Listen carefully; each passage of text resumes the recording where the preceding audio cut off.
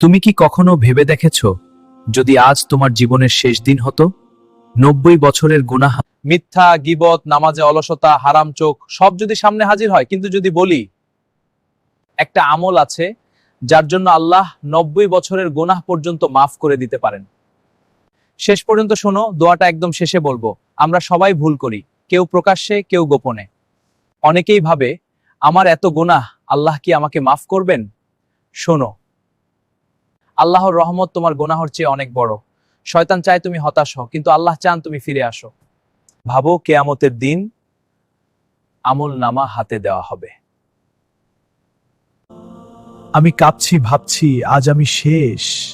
কিন্তু হঠাৎ আমার খাতায় এমন কিছু আমল পাওয়া গেল যেটা তুমি হয়তো গুরুত্বই দাওনি, আর সেই আমলের কারণে আল্লাহ তোমার বিশাল গুনাহ মাফ করে দিলেন। কিছু জিকির আছে যেগুলো নিয়মিত পড়লে গুনাহ ঝরে পড়ে পাতার মতো। আমরা কি নিয়মিত পড়ি, নাকি শুধু ভিডিও দেখে চলে যাই? আজ সিদ্ধান্ত নাও, জীবন বদলাবে। এখন যে দোয়াটা বলবো, এটা এমন এক জিকির যেটা দিনে 100 বার পড়লে সমুদ্রের ফেনার মতো গুনাহ মাফ হয়ে যায়। কি ভাবতে পারছো? 90 বছরের গুনাহ প্রস্তুত তো? হয়তো এই ছোট আমলটাই তোমার জান্নাতের কারণ হবে।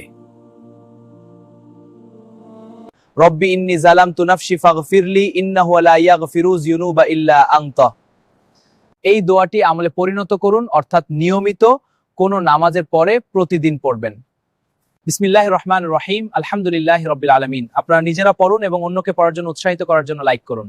বিসমিল্লাহির রহমানির রহিম, আলহামদুলিল্লাহি রাব্বিল আলামিন।